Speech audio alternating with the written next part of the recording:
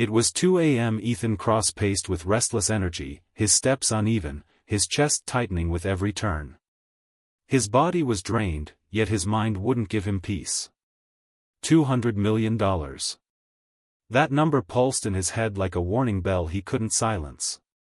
Weeks of chaos, weeks of failure, and not one answer. The best engineers had tried. Consultants had burned hours.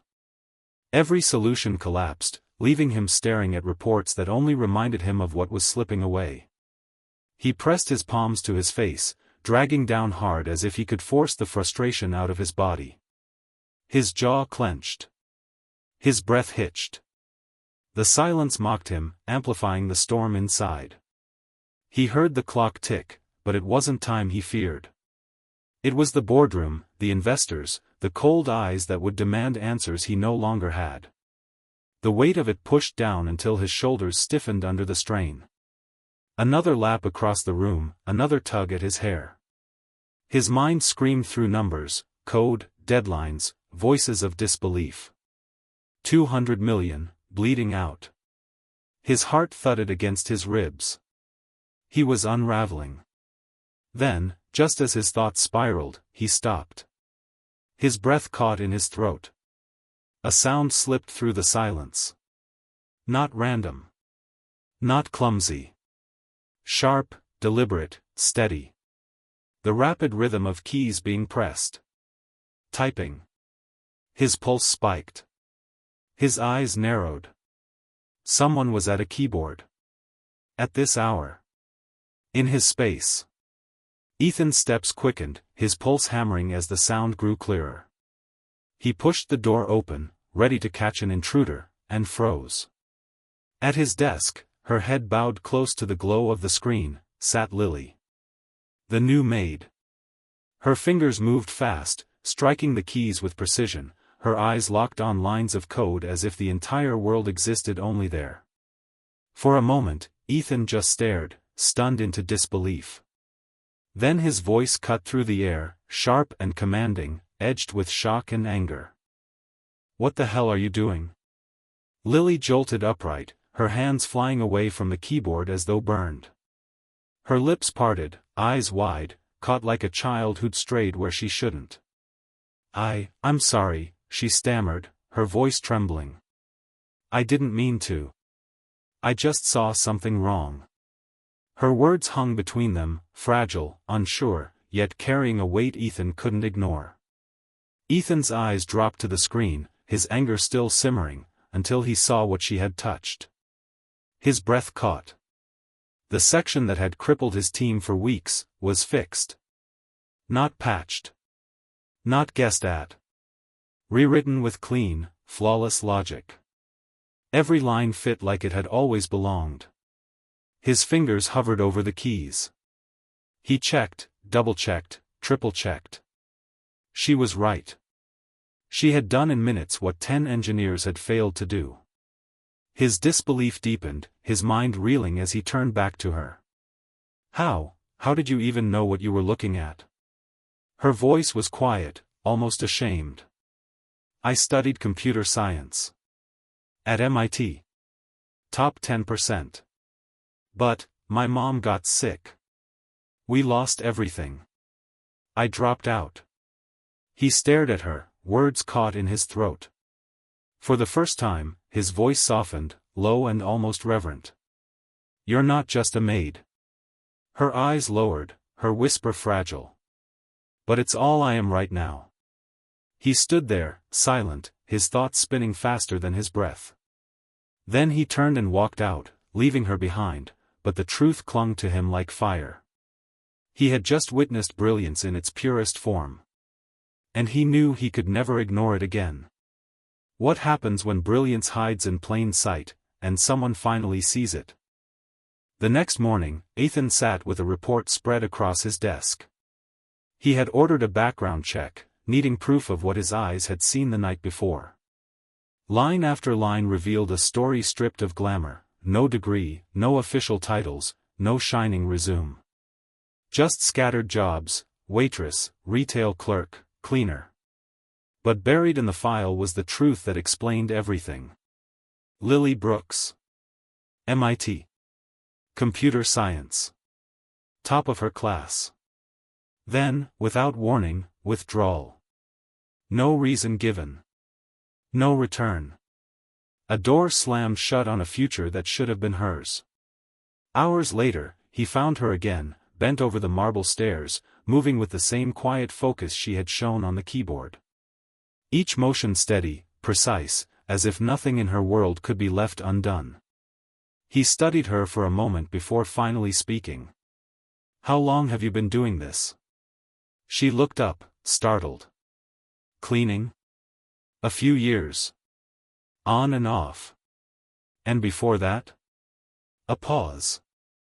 A faint smile, tired and small. "School." "What happened?" Her voice flattened, stripped of emotion, as if the words had worn her down too many times to feel them anymore. "Life happened." That night, Ethan slipped a folder onto his desk, a small trap hidden inside. A snippet of code, broken in ways subtle enough to fool most eyes, but costly if left unchecked. He left it open, certain she would pass by. The next morning, the file was back in its place. The error, gone. In the margin, a note written softly in pencil: "Fixed validation loop error. Hope that's okay." No name. No trace. Just quiet certainty. He tried again. Another file, another flaw. And again, by sunrise, it was repaired. Perfectly.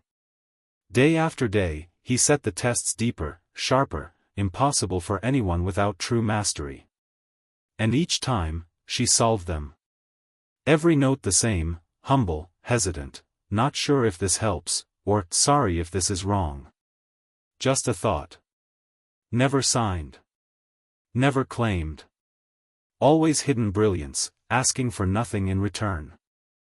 Ethan told himself it was only the code that mattered.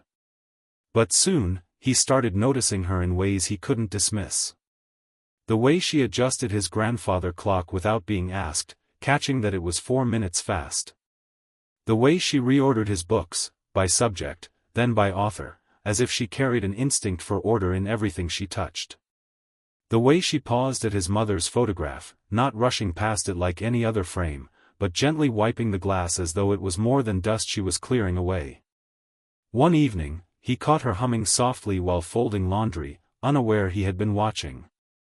The sound was faint, unpolished, yet it carried something he couldn't name: serenity, maybe, or the echo of someone who had long stopped expecting anyone to listen.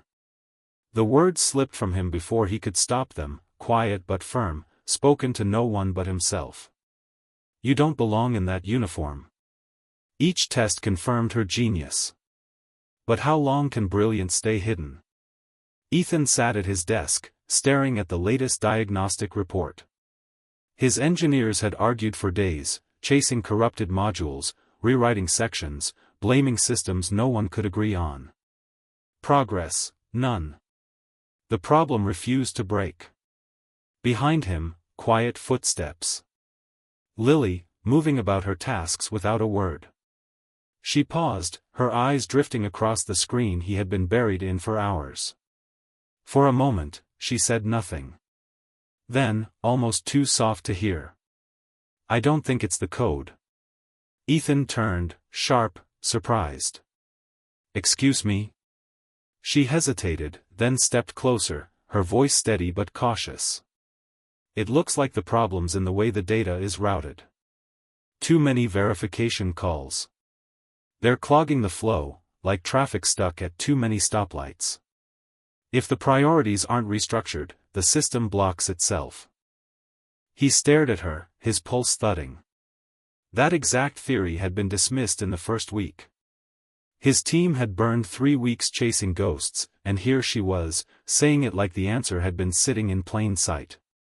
3 weeks, his voice was low, disbelieving. $1 million in salaries, and you saw it instantly. Lily's eyes dropped. "I just saw the pattern." Ethan waited until her shift was nearly over. When she passed his study, he stepped into the doorway, 2 mugs in hand. You have a moment? She looked startled, but nodded. He gestured to the chair across from his desk. She sat carefully, like someone afraid of taking up too much space. I want to ask you something, he began, his tone measured but direct. I'd like you to consider working with me. Not as a cleaner, as a technical assistant. Flexible hours. Just help me troubleshoot the things you already see better than most of my engineers. Lily froze. Her eyes widened, then dropped to her lap. You want me to work for you? She shook her head quickly. I can't. I'm not qualified. I never finished my degree. I'm just. Don't. His voice cut in, firm, unshakable. Don't let that uniform define you. Her lips parted, but no words followed. She sat in silence, her hands folded tight, her thoughts unreadable. Finally, she gave a faint nod, hesitation heavy in her eyes. But no agreement. Not yet. From that night on, the rhythm between them shifted. Their collaboration was never spoken, never agreed upon, yet it unfolded in silence. Ethan left files scattered, bugs buried deep, problems no one else could untangle. By morning, the errors were gone, replaced with neat pencil marks in the margins, quiet corrections, and words written with humility. Not sure if this helps. Just a thought. Ethan never asked. She never explained. But the unspoken truth bound them. Every fix he reported to his executives carried her unseen hand. He shielded her name, not from embarrassment, but from the world that wasn't ready for her, at least, not yet. And then came the gestures that said more than words. One morning, she found a tray waiting at his desk, a sandwich, fruit, a glass of juice, and a note in his handwriting, "Don't skip breakfast just because you're always thinking of others." That night, she left a sticky note on the corner of his laptop, her handwriting small and careful, "Thank you." It was perfect. Neither mentioned it aloud. But the silence between them no longer felt empty. It carried weight. Connection. What starts in shadows is about to step into light. The boardroom was tense, voices sharp, patience gone. Executives sat around the long table, reports spread out, eyes fixed on Ethan. The project was back on track, stable at last, but no one believed it had been his hand alone. Someone wrote these fixes, one of them pressed, arms folded. "We want to meet this asset you keep referencing." Another leaned forward, tone harder. "This company doesn't run on ghosts. Whoever saved us deserves to be at this table." Ethan's jaw tightened. His promise to Lily echoed in his mind. She wanted no spotlight, no eyes on her. He had vowed to protect that. Yet here they sat, demanding answers, their suspicion rising with every second of silence. He swallowed hard, the weight of choice heavy in his chest. Protect her, or reveal her. His gaze moved slowly across the room, every stare pressing him to break. Finally, his voice came low, steady. "I'll arrange it." Lily walked into headquarters that morning in her usual uniform, hair tied back, a cleaning cloth in one hand, a bucket in the other. She thought she had been called in early to tidy, nothing more. She moved quietly through the hall, unaware of the gathering just beyond the doors. Inside, the conference room buzzed with executives and staff, the air alive with expectation. Ethan stood at the front, his voice carrying steady across the room. "Before we begin today's briefing, I want to tell you about a person. Someone who saved this company when no one else could." Murmurs rippled through the crowd. Ethan's eyes shifted to the back, to where Lily had paused, bucket in hand, frozen as his gaze found hers. His words were clear, undeniable. "Lily Brooks. Would you join me?"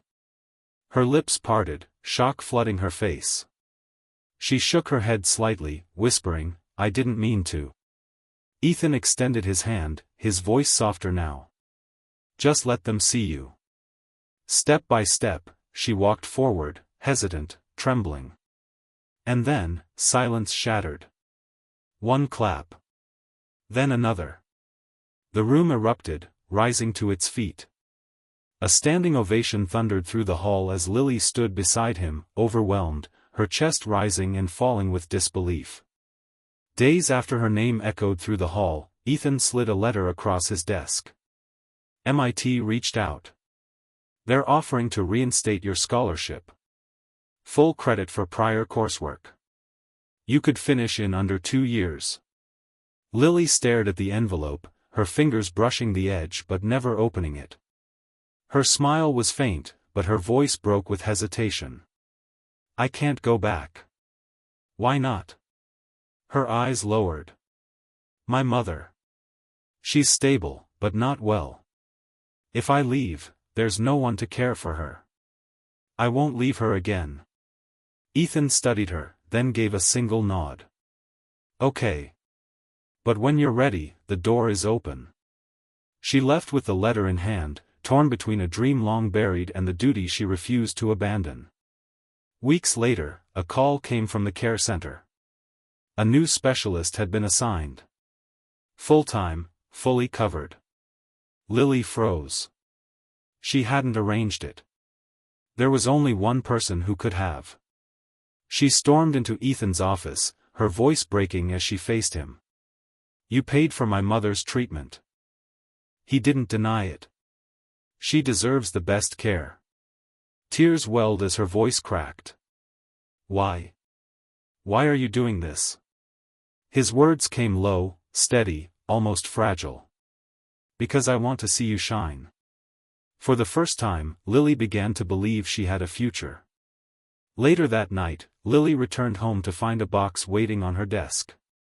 Inside was a sleek new laptop, elegant and untouched. Resting on the keyboard was a folded note in Ethan's handwriting. This is the first keyboard to ever save 200 million. It belongs to you. Her hands trembled as she closed the lid. It wasn't just a gift, it was a reminder that her work mattered, that she mattered. In the weeks that followed, she joined the company officially as a consultant. No plaque, no grand announcement. Just her name quietly added to the roster. Yet in every room she entered, respect followed. Developers leaned in as she spoke, grateful for her help. She never raised her voice, never sought credit, never made anyone feel small. And still, every solution carried her mark. One morning, Ethan placed an agenda on her desk. His tone was calm, but his eyes carried certainty. You're presenting with me next week at the Tech Innovation Summit. Her head snapped up. Wait, what? You heard me, he replied with a faint grin. Her pulse quickened. I've never spoken at anything like that. You've never needed to, he said. But now you do. Backstage, Lily stood with her hands clasped tight, her heart racing so fast she thought the whole room might hear it. Her name glowed on the agenda beneath Ethan's, but her throat felt locked. Every step closer to the stage felt like stepping into a place she didn't belong. Ethan walked out first, his voice calm, steady, commanding. He spoke about innovation, the kind that doesn't come from loud voices or crowded rooms, but from quiet resilience. Then he turned toward the wings, his hand extended, his words carrying across the stage. Someone whose impact you already feel, but whose story you've yet to hear. Lily Brooks. Her knees trembled as she stepped into the light. Faces blurred, the air thick with silence, all eyes on her. She gripped the podium, her breath shaking, but when she spoke, her voice found a fragile steadiness. She didn't talk about lines of code. She spoke about people. Good software shouldn't make people feel small, she said, her voice soft but clear. It should feel like someone's listening. The room stilled, then the applause began, slow, then swelling into a roar as the audience rose to their feet. Backstage, when the lights dimmed, Ethan met her with a quiet smile. He leaned close, his words meant only for her. You were the only one I saw. The night of the Innovators of the Future Gala, Lily sat quietly among rows of glittering names and powerful figures, her gown simple, her hands folded in her lap. She hadn't prepared a speech. She hadn't expected her name to even be called. Then the presenter opened the final envelope, smiled, and spoke words that stole her breath. The award for Most Influential Young Innovator goes to Lily Brooks. For a moment, the room seemed to hold its breath. She remained frozen in her chair until Ethan leaned close and whispered, "Go. This moment is yours." Her legs shook as she walked to the stage, each step echoing louder in her chest. At the podium, she looked out at the sea of faces, her heart hammering, her throat dry. Yet when she spoke, her voice carried truth. Sometimes brilliance is doing the right thing, even when no one's watching. Sometimes it's staying up late to fix what no one asked you to, or finding the courage to try one more time. She paused, her eyes sweeping across the silent crowd, her words softening. Someone saw me before I saw myself. The room exhaled together, a hush filled with emotion, and then the applause rose, deep, heartfelt, unrestrained. Lily's words still lingered in the air when the audience erupted into applause, but before it faded, the crowd stirred again. Ethan was walking onto the stage. His presence silenced the room. He moved with calm certainty until he stood beside her, his eyes fixed on hers. His voice was steady, every word meant for her alone. "You didn't just fix code. You fixed something in me I didn't know was broken." He reached behind his back, revealing a small velvet box. The lid opened slowly, the diamond catching the light. His voice softened, but carried through every corner of the hall. "Lily, will you marry me?" Her hands flew to her mouth, tears streaming as the world blurred around her. Her head shook in disbelief, her lips trembling until the whisper escaped. "Yes." The hall erupted, applause thundering, cameras flashing, voices rising. But for Ethan and Lily, the noise fell away. In that moment, there was no company, no audience, only two souls who had finally seen each other. The world saw a love story. But behind the headlines lay a deeper truth: brilliance once hidden in shadows can change not just a company, but destiny itself. And this story is only just beginning.